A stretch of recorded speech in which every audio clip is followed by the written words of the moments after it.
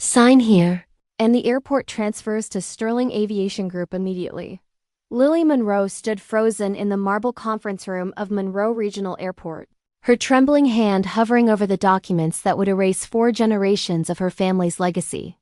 At 23 years old, she'd never imagined her grandfather's funeral would be followed by this. A corporate execution disguised as a business meeting. Across the mahogany table sat Victoria Sterling, 62 years old. Platinum blonde hair pulled into a razor-sharp bun, her ice blue eyes calculating every flicker of emotion on Lily's dark brown face. Victoria's crimson lipstick curved into something that wasn't quite a smile. "Is there a problem, dear?" Victoria's voice dripped with manufactured concern. "The debt is quite clear. Your grandfather mortgaged the airport 6 months before his stroke. The balloon payment came due last week. You don't have the funds, so..." She tapped one perfectly manicured nail against the stack of foreclosure papers. "This is the most elegant solution for everyone. My grandfather would never mortgage the airport." Lily's voice cracked despite her efforts to sound confident. "Monroe Regional has been debt-free since 1987. He told me that every single year on my birthday. Then, perhaps your grandfather kept secrets from you." Victoria leaned back in her leather chair. "Or perhaps you simply weren't paying attention. Running an airport requires a certain level of business acumen that..." She paused deliberately, her eyes scanning Lily from her braided hair to her department store suit. "Not everyone possesses naturally." The lawyer beside Victoria, a weasel-faced man named Carson Webb, cleared his throat. "Miss Monroe, the documents are legally binding. Your grandfather's signature is authenticated. The loan default is documented. You have 2 choices. Sign the transfer agreement and walk away with a small settlement, or we proceed with foreclosure and you walk away with nothing." Lily's mind raced. Something was wrong. She'd seen her grandfather's financial reports just 3 months ago when she'd helped him prepare his quarterly taxes. There had been no mortgage, no loan, no debt at all. Monroe Regional Airport was a small operation, just 2 runways serving charter flights and cargo shipments, but it was profitable. Modest, but profitable. "I need to see the original loan documents," Lily said, forcing her voice steady. "I need to verify..." "Verify what, exactly?" Victoria's mask of civility slipped for just a second, revealing something cold and predatory underneath. "That your family's little operation was drowning? That your grandfather came to me begging for a lifeline 6 months ago?" She stood, smoothing her designer skirt. "Let me be frank with you, Lily. I've been watching Monroe Regional for 20 years. It's sitting on prime commercial real estate that's worth 10 times what your family has been making from it. Your grandfather was smart enough to know when he was out of his depth. Are you?" Lily looked around the conference room, the room her grandfather had built with his own hands in 1974. Photos on the walls showed the airport's history. Her great-grandfather breaking ground in 1952. Her grandfather standing beside the first commercial jet to land on their runway in 1978. Lily herself at age 7 cutting the ribbon on the new terminal building. Every photo showed black faces. The Monroe family, the employees, the community they'd served for 70 years. Now Victoria Sterling, who'd never set foot on airport property until a month ago, wanted to erase all of it with the stroke of a pen. "What happens to the employees?" Lily asked quietly. Victoria's smile returned, sharper than before. "Restructuring is inevitable in any acquisition. I'm sure some of them will find opportunities elsewhere." She paused. "Though I must say, your grandfather's hiring practices were rather nostalgic. Modern aviation requires a more diverse skill set." The implication hung in the air like poison. Diverse. Coming from Victoria Sterling, the word meant fewer black faces. Fewer people who looked like Lily. "You have until 5 o'clock to sign," Carson Webb said, tapping his Rolex. "After that, we file for immediate foreclosure. You'll have 72 hours to vacate the premises. Everything.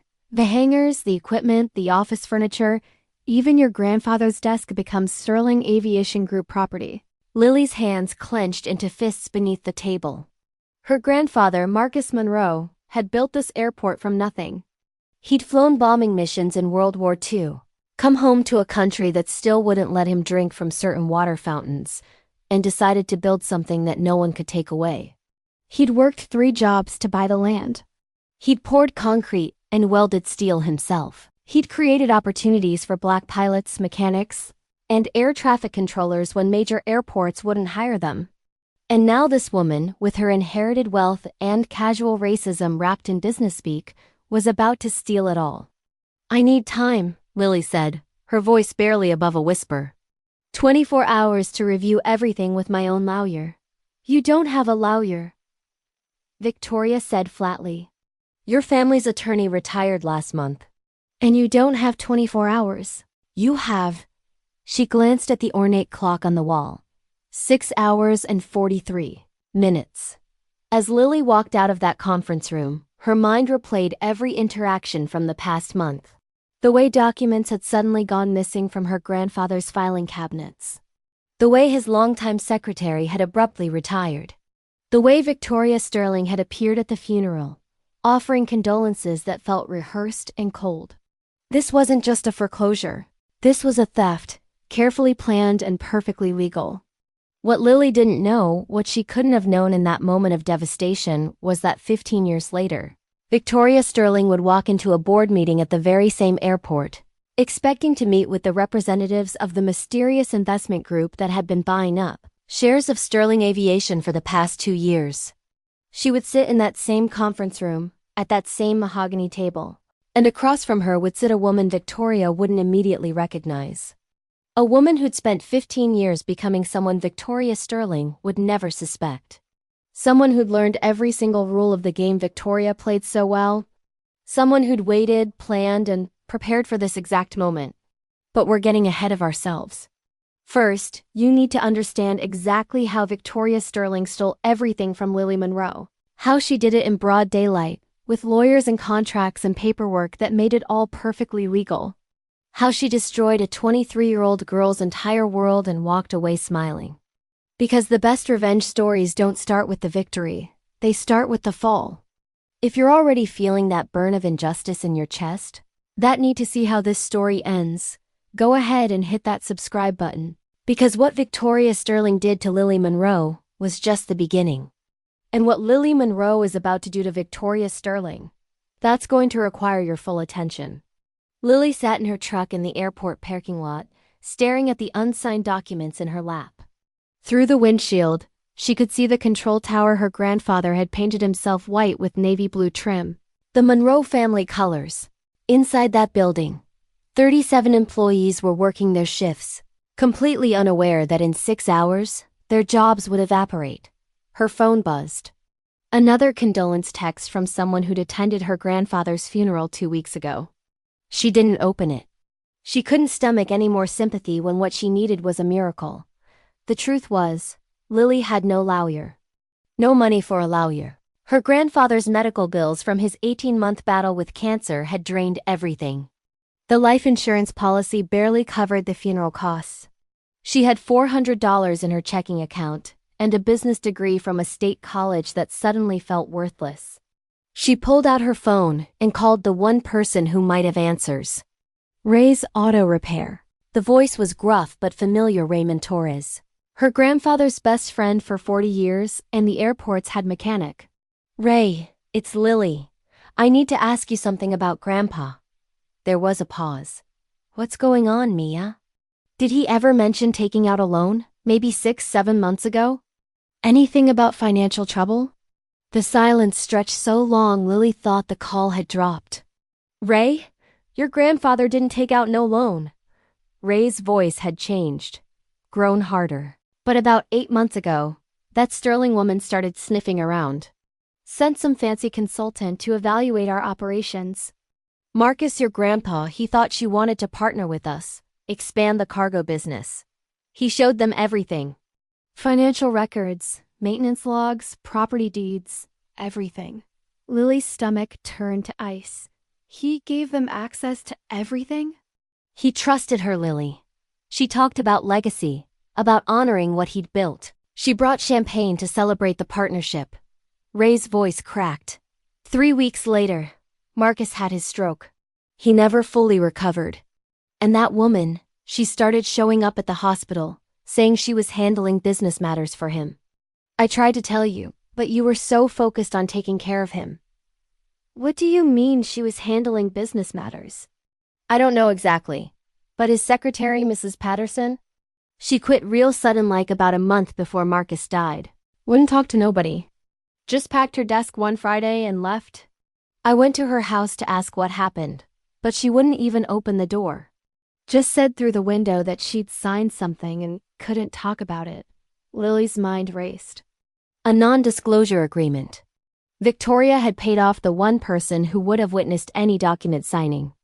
Ray, I need you to do something for me. Don't tell anyone what's happening. Not yet, but start documenting everything. Every piece of equipment, every record, everything in Grandpa's office. Take photos, make copies. Can you do that? Lily, what's going on? Just trust me, please. She hung up and sat there, her grandfather's words echoing in her memory. He told her stories about coming back from the war, about white business owners who'd refused to work with him, about banks that wouldn't give him loans, about suppliers who'd charge him double because they assumed he couldn't do the math to notice. He'd taught her that in business, a black person had to be twice as smart and 3 times as careful because people were always looking for reasons to prove you didn't belong. They'll smile in your face and steal your blind spot, he'd said once, working on an engine while 12-year-old Lily handed him tools. That's why you document everything. Baby girl, everything. Because when they come for what's yours, paper trail is your best weapon. At 4:30 p.m., Lily walked back into that conference room. Victoria Sterling looked up from her phone, surprise flickering across her face.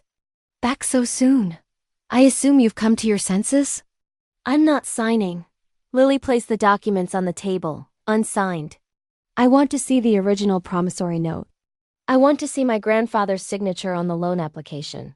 I want to see the bank transfer records showing when the money was supposedly deposited into the airport's account. Victoria's smile tightened. We've already provided. You've provided copies. I want originals. And I want them verified by an independent handwriting expert. Carson Webb leaned forward. Miss Monroe, you're wasting everyone's time. The foreclosure process will take 90 days minimum, Lily interrupted, her voice stronger now. I know because I spent the last 3 hours reading Georgia foreclosure law at the public library. You can file tomorrow, but you can't take possession for 3 months. And during that time, I can contest every single document in court. Victoria's expression went cold. You can't afford a lawyer. I can afford to file paperwork. I can afford to request hearings. I can afford to make enough noise that every news outlet in Georgia hears about how a white billionaire is trying to steal a historically black-owned airport from a 23-year-old girl whose grandfather just died of cancer. Lily met Victoria's eyes and didn't blink. How do you think that plays on social media, Miss Sterling? For the first time, Victoria Sterling looked at Lily Monroe like she was something other than an obstacle. She looked at her like a problem. You're making a very foolish mistake, Victoria said quietly. I've been in business for 40 years. I've destroyed people with more resources and experience than you. Whatever you think you can do to stop this, you're wrong. Maybe, Lily said. But you're going to have to prove it in court. Every document, every signature, every transaction. All of it under oath. She turned and walked toward the door. Your grandfather knew he was out of his depth, Victoria called after her. That's why he came to me. He knew people like you couldn't compete in the real aviation industry. And you know what? He was right. Lily paused at the door but didn't turn around. Her whole body vibrated with rage, but she kept her voice level. See you in court, Miss Sterling. That night, Lily sat in her grandfather's office at the airport, the office Victoria thought she'd own by morning. She went through every drawer, every file, every scrap of paper, and in the back of his bottom desk drawer, hidden under a false bottom she'd helped him install when she was 16, she found something. A USB drive. Taped to it was a note in her grandfather's shaky handwriting. Lily, if you're reading this, something went wrong. Don't trust anyone. Her hands trembled as she plugged it into the ancient desktop computer. The drive contained audio files. Dozens of them. Recorded meetings, Phone calls. Conversations. Her grandfather had been documenting everything. She clicked on the most recent file, dated 2 weeks before his stroke. Victoria Sterling's voice came through the speakers crystal clear. Marcus, I need you to understand that this partnership requires some restructuring. The loan documents are just a formality, a way to get the banks on board. You'll still maintain operational control. Her grandfather's voice, weaker but alert. But these numbers don't match what we discussed. This shows I'm borrowing against the property value, not partnering. It's standard business practice. You're not from this world, Marcus. Trust me. This is how these deals work at the corporate level. Another voice chimed in, Mrs. Patterson, the secretary. Mr. Monroe, maybe we should have our lawyer review. Your lawyer? Victoria's laugh was condescending. Marcus, if you need a lawyer to understand a simple partnership agreement, maybe this isn't the right opportunity for you. Maybe your family isn't ready for this level of business. Lily's breath caught. There it was. The setup. The manipulation. And it was all recorded. She spent the entire night listening to files.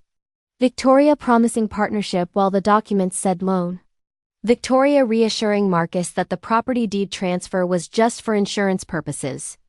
Victoria suggesting he didn't need his lawyer present because this is just between friends. And then, the final recording. Dated 3 days before Marcus Monroe's stroke. Mrs. Patterson's voice. Shaking. I can't do this anymore, Miss Sterling. What you're asking me to do is fraud. That's not Mr. Monroe's signature on those transfer documents. You signed a very generous severance agreement, Patricia, with a very specific non-disclosure clause. You can retire comfortably in Florida, or you can spend your retirement fund on legal fees. Your choice. Lily stopped the recording and sat in the dark office, her heart pounding. Victoria Sterling hadn't just stolen the airport. She'd forged documents. She'd manipulated a dying man. She'd paid off witnesses. She'd committed crimes. But here's the thing about criminals who think they're untouchable. They get sloppy. They stop looking over their shoulders. They assume their victims are too powerless, too scared, or too unsophisticated to fight back. Victoria Sterling had made 2 catastrophic mistakes. First, she'd underestimated Marcus Monroe's paranoia. A black man who'd survived Jim Crow and built an airport in the segregated South. That man trusted nothing, and no one. He'd recorded everything. Second, she'd underestimated his granddaughter. Lily Monroe wasn't the naive college graduate Victoria thought she was. She was Marcus Monroe's protege. She'd grown up in hangars and control towers. She'd learned to read financial statements before she learned to drive. She understood aviation law, FAA regulations, and business contracts. And now, with these recordings, she had ammunition. But as Lily sat there in the darkness, listening to her grandfather's voice one final time, she realized something that changed everything. She wasn't going to win this fight in court. The legal system moved too slowly. Victoria had too many lawyers, too much money, too many connections. Even with the recordings, a court battle would take years. The airport would bleed money. The employees would lose their jobs long before any verdict came down. No, if Lily wanted justice, she'd have to play a different game entirely. She'd have to become someone Victoria Sterling would never see coming. The foreclosure went through, despite the recordings, despite the evidence of fraud, despite everything Lily tried to do in those frantic 90 days. Victoria Sterling's legal team buried her in paperwork. They filed motions, requested continuances, dragged out depositions until Lily's court-appointed lawyer, an overworked public defender juggling 40 cases, finally told her the truth. You're not going to win this, Lily. Not now. Maybe in 5 years, after appeals, you might get a settlement.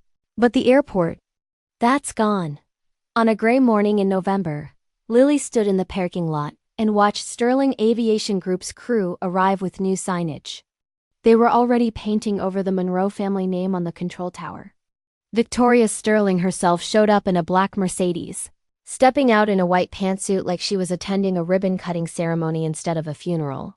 She walked straight up to Lily, who was loading the last boxes from her grandfather's office into her truck. You should have taken my offer, Victoria said, not unkindly. almost like she was giving advice to a child. You could have walked away with $200,000. Now you have nothing. Lily looked at her, really looked at her. The expensive jewelry, the designer clothes, the supreme confidence of someone who'd never lost anything important in her entire life. You're right, Lily said quietly. I have nothing. Victoria's smile was almost pitying. I hope this taught you something valuable. Business isn't personal. It's just business. She paused. And some people are simply better at it than others. She walked away, heels clicking on the asphalt, already on her phone talking about maximizing the property's commercial potential. Lily drove away from Monroe Regional Airport for what she thought might be the last time. In her rearview mirror, she watched them remove the final letter of her family's name. 70 years of history erased in an afternoon. But tucked in her jacket pocket were copies of those audio recordings. And in her mind was forming a plan that would take years to execute. A plan that Victoria Sterling's arrogance had made possible. Because Victoria had made one more mistake that day in the parking lot, she told Lily exactly what she believed. That some people were simply better at business than others. That Lily Monroe, young and black and grief-stricken, would disappear into obscurity and never be heard from again. Victoria Sterling had written Lily off completely. That was going to cost her everything. 3 months later, Lily Monroe vanished. She didn't tell anyone where she was going. She sold everything she owned except her grandfather's recordings and his old leather flight jacket. She packed one suitcase and bought a one-way ticket to Chicago. Ray Torres was the only person she called. I'm leaving, she told him, but I'm coming back. I don't know when, but I'm coming back. What are you going to do, Mia? I'm going to learn how to play their game. Better than they do. In Chicago, Lily enrolled in Northwestern's MBA program, using student loans and a scholarship for students from historically marginalized communities. She worked 3 jobs: barista at 5 a.m., library assistant during the day, bartender until 2 a.m. She slept 4 hours a night and studied the rest. But she wasn't just learning business theory. She was studying Victoria Sterling. She read every article about Sterling Aviation Group. She tracked their acquisitions, their board members, their financial statements. She learned that Victoria's empire was built on exactly what she'd done to the Monroes, buying struggling airports and aviation businesses, usually from families in crisis, usually for far less than they were worth. She learned that Victoria had a pattern. She targeted airports in communities of color, places where owners were more likely to be cash poor despite owning valuable real estate. She used the same playbook every time. Fake partnership offers, manipulated loan documents, paid-off witnesses. And she got away with it because her victims were exactly like Lily had been: young, inexperienced, without the resources to fight back effectively. It was during her second year at Northwestern that Lily met Marcus Chun. He was a guest lecturer in her corporate finance class, a Chinese-American venture capitalist who'd made his fortune in tech startups. After class, Lily approached him with a question that wasn't really about the lecture. Mr. Chen, have you ever heard of Sterling Aviation Group? His expression shifted slightly. Why do you ask? Because Victoria Sterling stole my family's airport. And I'm going to take it back. Most people would have laughed. Marcus Chen studied her face for a long moment, then said, Meet me for coffee tomorrow. Bring everything you have on Sterling. That coffee meeting turned into a mentorship that changed everything. Marcus had his own history with Victoria Sterling. 10 years earlier, she'd tried to acquire his family's small aviation charter company through similar tactics. Unlike Lily, Marcus had the resources to fight back. He'd won in court, but barely. The legal battle had nearly bankrupted him. She's a predator, Marcus told Lily, sitting in a dim cafe while Lily showed him the recordings. And she's gotten away with it for so long that she's become reckless. These recordings would have destroyed her 15 years ago. Now, her legal team is so good they'll find ways to suppress them, discredit them, bury them in technicalities. So, what do? Marcus leaned back, his eyes calculating. You don't beat Victoria Sterling in court, you beat her in the market. You become the thing she fears most, which is competition. Real competition. Someone who understands aviation as well as she does, who has the capital she has, who plays the game as ruthlessly as she does. He paused. Someone she won't see coming until it's too late. Over the next 2 years, Marcus Chen became Lily's secret weapon. He taught her about venture capital, hostile takeovers, strategic acquisitions. He introduced her to investors who owed him favors. He helped her understand that revenge wasn't about justice, it was about power. Sterling thinks she's untouchable because she operates in a small world, Marcus explained. Aviation is a tight-knit industry. Everyone knows everyone. But that's also her weakness. If someone new entered that world, someone she didn't know, someone with serious backing, they could acquire pieces of her empire before she even noticed. But everyone would know it's me, Lily said. The Monroe name. Then don't use it. After graduation, Lily didn't return to Georgia. Instead, she moved to New York and took a job with Chen Capital, Marcus's investment firm. She worked in their aviation division, learning the industry from the inside. She analyzed airport acquisitions, studied FAA regulations, built relationships with pilots, mechanics, and air traffic controllers. She became an expert, but more than that, she became invisible. Just another analyst in a firm that managed billions. Nobody in the aviation world paid attention to her. Why would they? She was just some junior associate doing due diligence on potential investments. Meanwhile, Sterling Aviation Group continued to expand. Victoria acquired 4 more airports over 5 years. She was featured in Forbes, interviewed on CNBC, invited to speak at aviation conferences. Her net worth hit $800 million. She'd completely forgotten about Lily Monroe. In year 7, Marcus called Lily into his office with a proposition. I'm launching a new division, Chen Aviation Investments. We're going to start acquiring aviation assets, cargo companies, charter services, maintenance facilities. Nothing that would directly compete with Sterling, not yet. But building a portfolio that could eventually challenge her market position. And you want me to run it? I want you to be a partner, anonymous, through an LLC structure. Your name won't appear on any documents, but you'll make the decisions and you'll own 30% of every acquisition we make. Lily felt her heart race. Why would you do this for me? Because Victoria Sterling is a cancer in this industry. She's hurt a lot of families, destroyed a lot of legacies. Someone needs to take her down. Marcus smiled. And because I believe in betting on people who are smart enough to wait for the right moment. Over the next 8 years, Chen Aviation Investments quietly built an empire. They acquired struggling aviation businesses across the country, turning them profitable.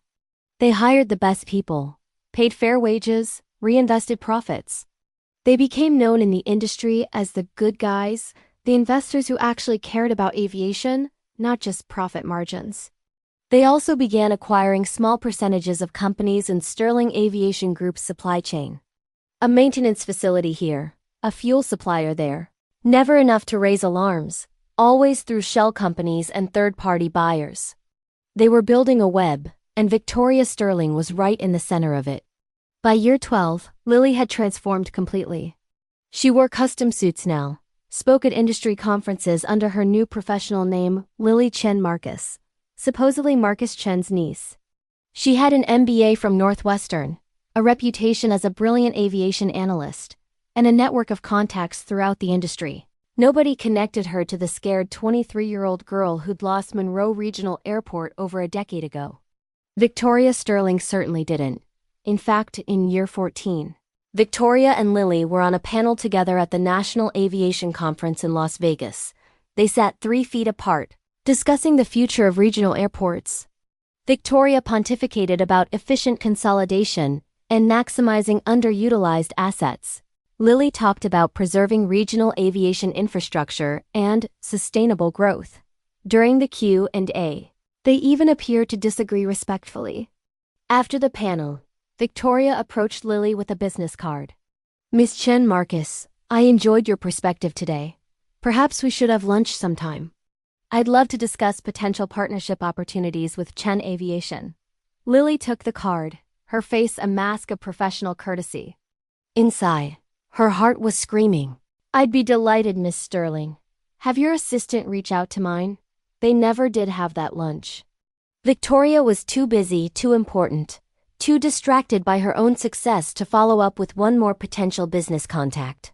She had no idea that Lily Chen Marcus had just spent the last 14 years preparing for a single moment. She had no idea that Chen Aviation Investments now owned pieces of nearly 40 companies in Sterling Aviation Group's operational ecosystem. She had no idea that Marcus Chen's firm had been quietly buying shares of Sterling Aviation Group itself, small percentages, spread across multiple investment vehicles, never enough to trigger disclosure requirements. And she had no idea that in 6 months Sterling Aviation Group's board would receive a surprise notice about an emergency shareholder meeting to discuss significant ownership changes in strategic direction. Victoria Sterling thought she was untouchable. She thought she'd won 15 years ago when she stole Monroe Regional Airport from a grieving girl who didn't know how to fight back. What she didn't understand was that sometimes the most dangerous opponent isn't the one screaming at you in court. It's the one who disappears completely. The one who spends 15 years becoming exactly what you'd never expect. The one who waits until you're so comfortable in your victory that you stop watching your back. Lily Monroe had died the day she lost her grandfather's airport. But Lily Chen Marcus? She was about to be born in fire. The emergency shareholder meeting was called for March 15th, 15 years and 4 months after Victoria Sterling had stolen Monroe Regional Airport. Victoria walked into the Sterling Aviation Group boardroom that morning with absolute confidence. She'd been told that Chen Aviation Investments wanted to discuss a potential acquisition, that they'd accumulated enough shares to request a formal meeting. She assumed they wanted to buy one of her smaller properties, maybe discuss a partnership. She had no idea she was walking into an execution. The boardroom was full. Her own board members sat on one side of the table, looking uncomfortable. On the other side sat representatives from Chen Aviation Investments, led by a woman Victoria vaguely recognized but couldn't quite place. "Miss Sterling, thank you for joining us." The woman's voice was calm, professional. "Please, have a seat." Victoria sat, irritation flickering across her face. "Let's make this quick. I have a meeting with the mayor in an hour." "This won't take long at all." The woman opened a leather portfolio. "I'm here today representing Chen Aviation Investments and our associated holdings. Over the past 8 years, we've been quietly acquiring shares of Sterling Aviation Group through various investment vehicles. As of this morning, we now control 51% of your company." The room went silent. Victoria's face drained of color. "That's impossible. Acquisitions of that size trigger SEC disclosure, only if they're done by a single entity. We used 47 different LLCs, investment trusts, and holding companies, all perfectly legal. Your lawyers can verify." The woman slid a document across the table. "Which means, Miss Sterling, that you no longer control Sterling Aviation Group." "We do." Victoria's hands trembled as she picked up the document. The numbers were real. The signatures were authenticated. This wasn't a negotiation. It was a coup. "Who are you?" Victoria's voice cracked. The woman stood, walking slowly around the table. She removed her glasses and loosened her hair from its tight bun. When she spoke again, her voice had changed, younger, rawer, filled with something that had been simmering for 15 years. "My name is Lily Monroe. You stole my grandfather's airport when I was 23 years old. You told me that black people don't know how to run businesses. You said some people are simply better at it than others." Lily stopped directly in front of Victoria. "You were right about one thing. Some people are better at business than others. You just got the wrong person." Victoria's mouth opened and closed like a fish drowning in air. That's impossible." "You disappeared. You had nothing. I had recordings." Lily nodded to an assistant who pulled up audio on the conference room speakers. Victoria's own voice filled the room, crystal clear. "From 15 years ago. You're not from this world, Marcus. Trust me, this is how these deals work at the corporate level." Then Mrs. Patterson's voice. "That's not." Mr. Monroe's signature on those transfer documents, and Victoria's response, "You can retire comfortably in Florida, or you can spend your retirement fund on legal fees. Your choice." The board members shifted uncomfortably. Victoria's face went from white to red. Those recordings are inadmissible. They're from 15 years ago. They're not for court. Miss Sterling, they're for the FBI. Lily placed another document on the table. That's a federal indictment. Wire fraud, forgery, conspiracy to commit fraud. Turns out, you used the same playbook on 7 other families over the past 20 years. We found them all. They're all willing to testify. Victoria stood abruptly, her chair crashing backward. You can't do this. I have lawyers. You had lawyers. As of this morning, Sterling Aviation Group's legal team works for us. They've been very helpful in understanding the full scope of your fraudulent activities. Lily's voice remained eerily calm. You're going to prison, Victoria. But before you do, I want you to understand something. She pulled out one more document, the original deed to Monroe Regional Airport. This morning, Sterling Aviation Group's board, the board that now answers to me, voted unanimously to return Monroe Regional Airport to its rightful owner. All property, all equipment, all assets. Every single thing you stole is going back. Victoria's legs gave out.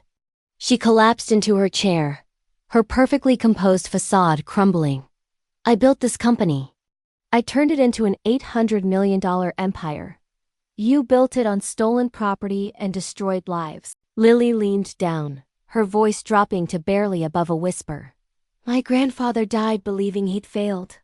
Believing he wasn't smart enough, wasn't good enough. You took that from him. You took his legacy, his dignity, everything he'd worked 70 years to build. And you did it because you thought a black family was too unsophisticated to stop you. Tears streamed down Victoria's face now, her mascara running. I'll fight this. With what money? Your personal assets are frozen pending the fraud investigation. Your corporate accounts are controlled by us. Your lawyers won't return your calls because we're the ones paying them now. Lily straightened. You have exactly what you left me with 15 years ago. Nothing. The door opened. 2 FBI agents in suits walked in. Victoria, Sterling? One of them said. We have a warrant for your arrest. As they read Victoria her rights, she looked up at Lily with something like desperation. Please, I'll give you whatever you want. Money, properties, anything. I don't want anything from you, Lily said quietly. I already took it. They led Victoria out in handcuffs. The woman who'd walked in that morning in a designer suit, dripping with confidence and entitlement, was now being paraded through her own building in restraints. Employees stopped and stared. Phones came out. By the time Victoria reached the lobby, footage was already uploading to social media. The fall was spectacular and public, exactly as it should be. After Victoria was gone, Marcus Chen entered the boardroom. He'd been waiting outside, letting Lily have this moment alone. How do you feel? He asked. Lily looked at the empty chair where Victoria Sterling had sat. I thought I'd feel satisfaction. Victory. Something big. She paused.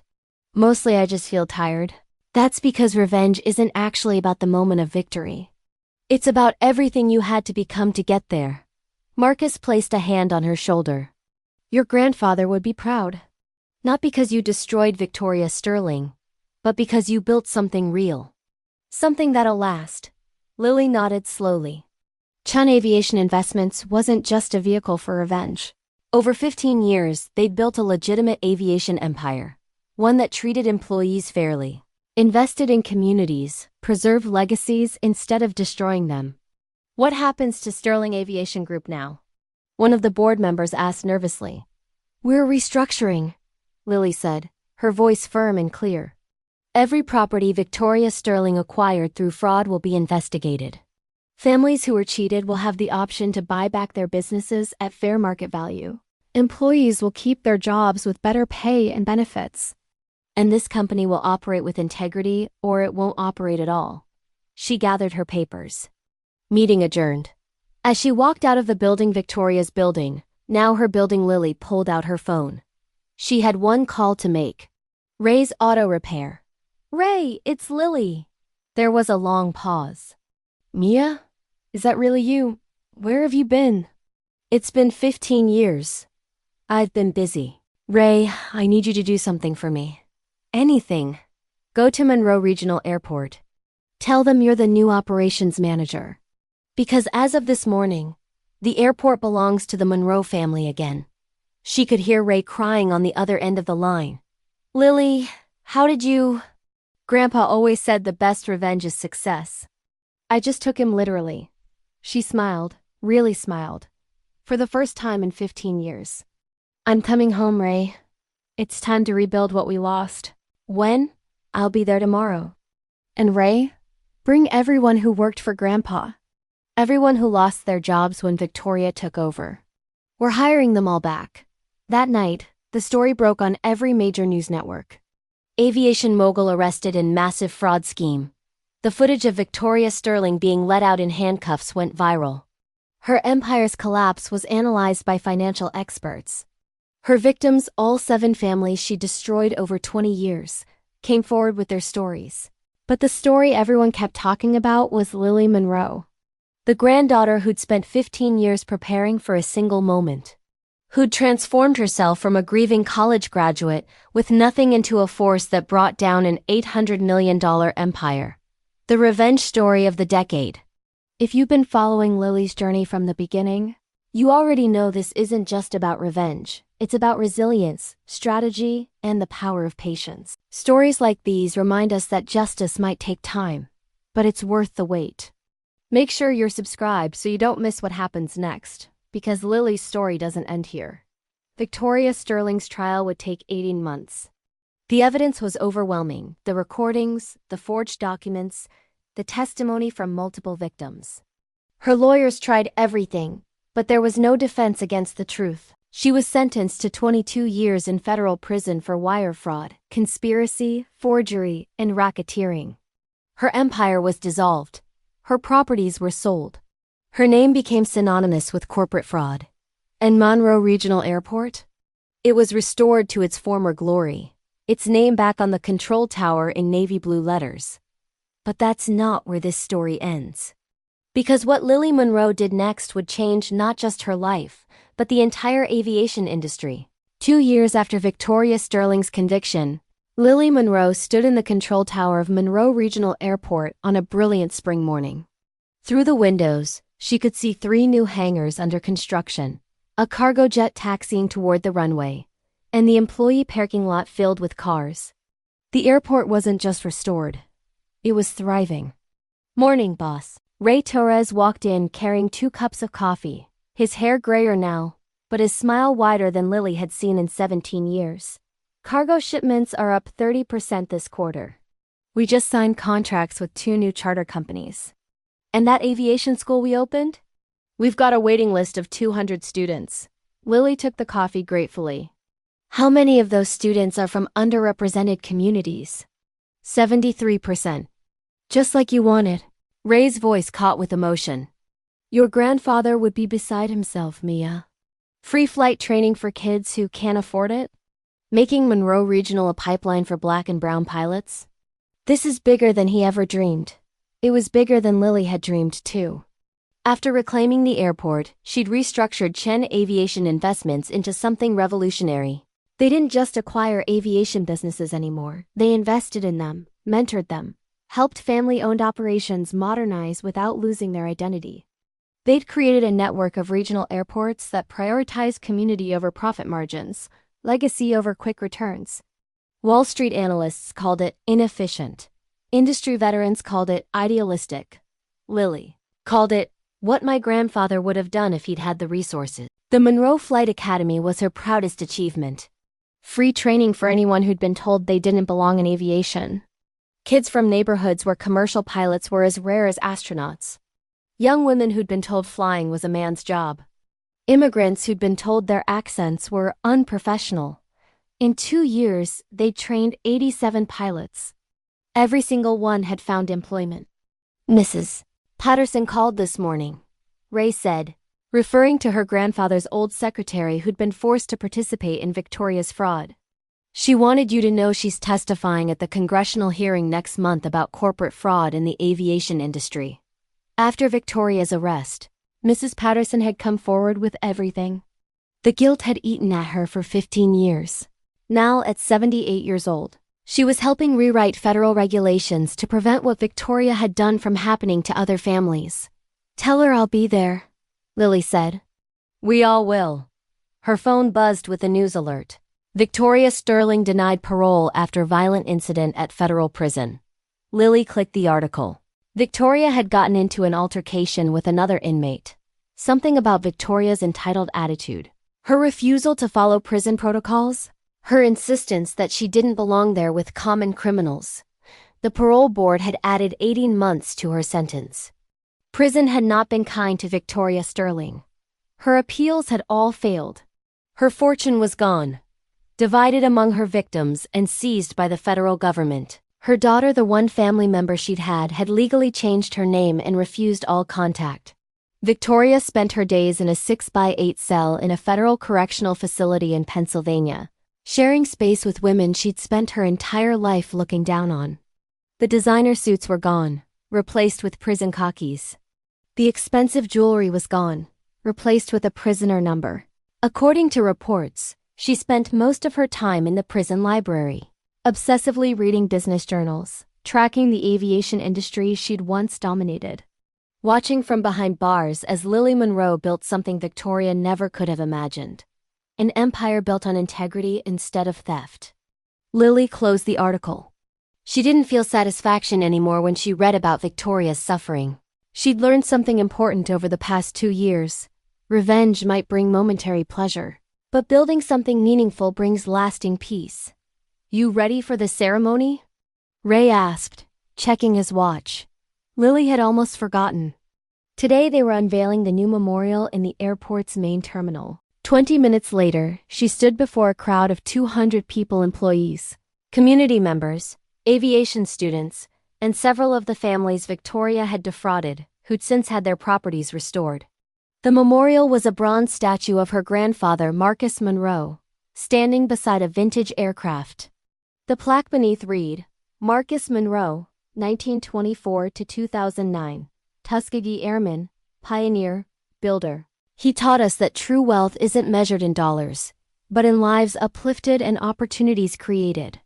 This airport stands as a testament to his belief that everyone deserves a chance to fly. Lily stepped up to the microphone, her voice steady despite the emotion threatening to overwhelm her. 15 years ago, I stood in a conference room and watched someone try to erase my family's legacy. She thought she could steal our history, our dignity, everything my grandfather had built. She thought I was too young, too inexperienced, too powerless to stop her. She paused, looking around at the diverse crowd of faces, every shade of brown and beige and ivory, people from every background imaginable, united by their connection to this place. She was right about one thing. I was powerless. That day, I had nothing. No money, no connections, no leverage. Lily smiled. But what she didn't understand was that having nothing meant I had nothing left to lose. And someone with nothing to lose is the most dangerous opponent of all. A ripple of knowing laughter moved through the crowd. I didn't win by destroying Victoria Sterling, though that was a pleasant side effect. More laughter. I won by becoming something she could never comprehend. I built relationships instead of burning bridges. I invested in people instead of exploiting them. I learned patience instead of demanding immediate gratification. Lily's voice grew stronger. My grandfather used to say that the best revenge isn't hurting the person who hurt you. It's succeeding so spectacularly that their name becomes a footnote in your story. Victoria Sterling thought she was writing my ending. Instead, she gave me my beginning. She pulled the cord, revealing the statue. The crowd erupted in applause.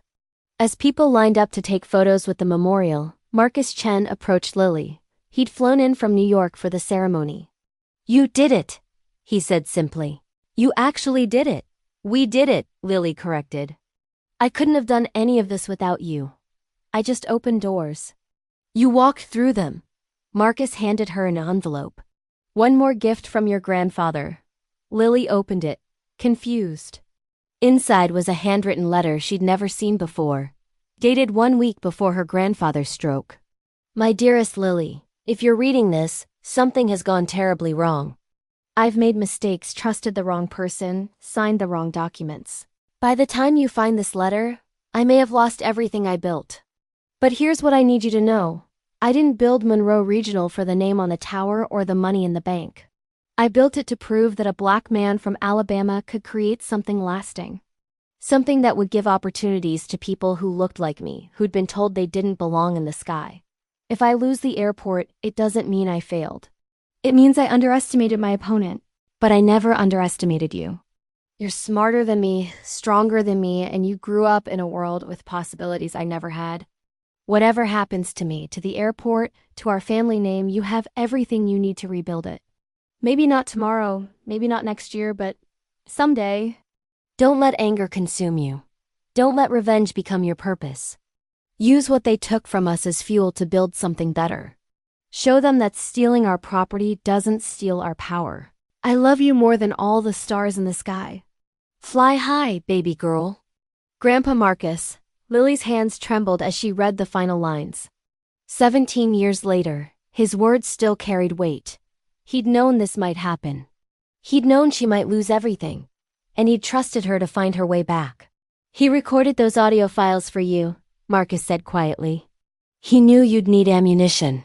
But he also left you this letter because he knew ammunition alone wouldn't be enough. You'd need to remember why you were fighting.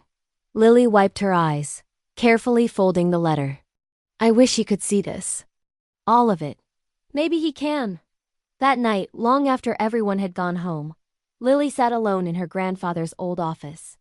It looked different now, updated technology, modern furniture, but she'd kept his original desk. The one with the false bottom where she'd found the USB drive that changed everything. She pulled out a small velvet box she'd been carrying for weeks, working up the courage to open it. Inside was her grandfather's original pilot's wings from his Tuskegee Airman days. Ray had found them in a box of personal effects from the old office. The silver was tarnished, the pin bent slightly, but they were beautiful. Lily attached them to her jacket, where they caught the light from the control tower outside her window. She'd spent 15 years preparing for revenge, 2 more years building something meaningful. And now, at 40 years old, she finally understood what her grandfather had been trying to teach her all along. The opposite of having everything stolen isn't getting it back. It's creating something so valuable that theft becomes impossible. Victoria Sterling had taken an airport. Lily Monroe had built an empire not of properties and profit margins, but of opportunity and legacy. She'd trained pilots, saved family businesses, changed regulations, and proved that the measure of success isn't what you accumulate, but what you create for others. Victoria would spend the next 2 decades in prison, her name associated with fraud and racism and spectacular downfall. Lily would spend those same decades building something her great-grandchildren would inherit. Something no one could ever steal. As she locked up the office and walked across the tarmac toward her car, she passed a group of flight students practicing their pre-flight checks. One of them, a young black girl no older than Lily had been when she'd lost everything, looked up and waved. "Ms. Monroe, watch this." The girl executed a perfect pre-flight inspection, calling out each step with confidence and precision. Lily stood there in the warm evening air, watching the next generation prepare for takeoff, and realized something profound. Victoria Sterling hadn't just failed to destroy the Monroe legacy. She'd accidentally ensured it would live forever. Because nothing builds something unshakable quite like having to rebuild from absolute zero. Nothing creates fierce determination quite like being told you'll never succeed. And nothing guarantees your legacy quite like transforming your pain into purpose. 17 years ago, Victoria Sterling had pushed Lily Monroe off a cliff, expecting her to disappear. She'd forgotten that humans learn to fly by first learning to fall, and Lily Monroe? She'd been falling for 15 years, learning aerodynamics on the way down. By the time she pulled up, she wasn't just flying. She was soaring. Epilogue: 5 years after Victoria Sterling's conviction, Monroe Regional Airport became the 7th largest cargo hub in the southeastern United States. Chun Aviation Investments managed 43 airports across North America, all operating on the principles Marcus Monroe had established 70 years earlier. Community first, profit second, legacy always. Ray Torres retired at 75, passing operations management to one of the Flight Academy's first graduates, a young woman from Honduras, who'd been told her accent would prevent her from ever working in aviation. Mrs. Patterson published a memoir about corporate fraud and personal redemption that became required reading in business ethics courses. Victoria Sterling served 18 years before dying of a stroke in prison. Her obituary was 3 sentences long. No one attended her funeral. Lily Monroe never married, never had children. She didn't need to. She had 217 kids, every pilot who'd graduated from the Monroe Flight Academy, every family business she'd saved, every young person she'd told, "You belong in the sky." On the 20th anniversary of reclaiming the airport, Lily stood in the same parking lot where Victoria had told her she had nothing. The tower behind her now read Monroe Regional International Airport. 3 runways instead of 2. 40 gates instead of 4. A terminal named after Marcus Monroe. A flight school named after Lily herself. Someone had asked her once if she ever regretted spending 15 years on revenge. "I didn't spend 15 years on revenge," she corrected. "I spent 15 years becoming someone worthy of my grandfather's legacy." Victoria Sterling was just the obstacle that forced me to level up. If there's one thing you take away from Lily's story, let it be this: the best revenge isn't destruction, it's construction. It's building something so magnificent that your enemies become irrelevant. It's succeeding so completely that people forget you ever failed. It's transforming theft into opportunity, betrayal into fuel, and loss into the foundation of something unshakable. Victoria Sterling thought she was taking an airport. She was actually lighting a fire. And Lily Monroe? She burned so bright that everyone else forgot Victoria's name.